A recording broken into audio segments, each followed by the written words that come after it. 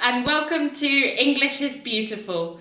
My name's Kirsty, and in this video I'm going to give you some useful phrases to say when you don't know what to say.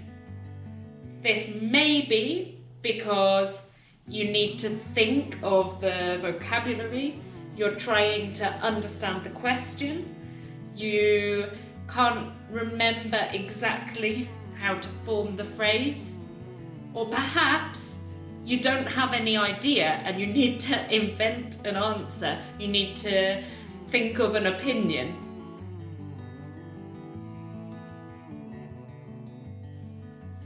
It's useful for English speakers too. It's useful for people with any level. It's useful for everybody. And when you recognize, when you know these phrases, you will start to hear them every time you hear English speakers speak, because we use them all the time. There are 5 phrases that I like the best, that I personally use every time I speak, practically. The first one is, well. I like to pause because it gives me more time. It sounds more natural too. So practically every time I speak, I say, well, I think blah, blah, blah, blah, blah. Well, this is blah, blah, blah, blah, blah. A second one I also use, which it doesn't mean anything really, but I often say, I mean.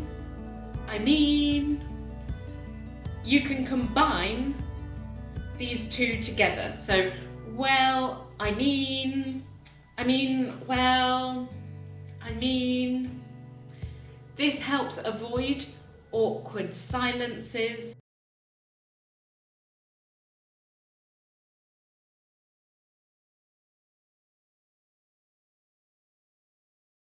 It helps give you time to think. A third one I would say is, let's see. Again, you can combine it. So, well, let's see. Well, let's see. A fourth one, which we could also combine, is or rather. So you can say, well, or rather, let's see. Well, or rather. And then finally, give your point. Say what you want to say. Another response to give you time to think is the typical, that's an interesting question. That's an interesting question. You could change interesting for any other adjective. So that's a difficult question. That's a tricky question. That's a tough question. That's a fascinating question. That's an unexpected question. Use your imagination.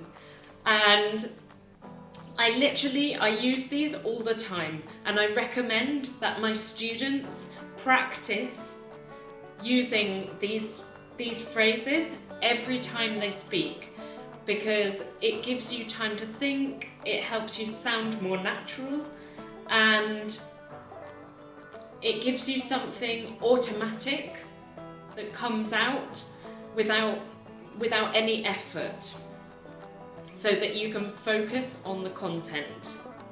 So that's all for today. I hope the video has been useful, short and sweet, and if you've liked it, please give it a thumbs up and subscribe to the channel.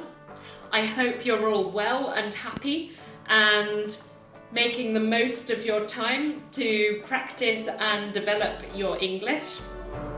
And see you in the next video. Bye bye!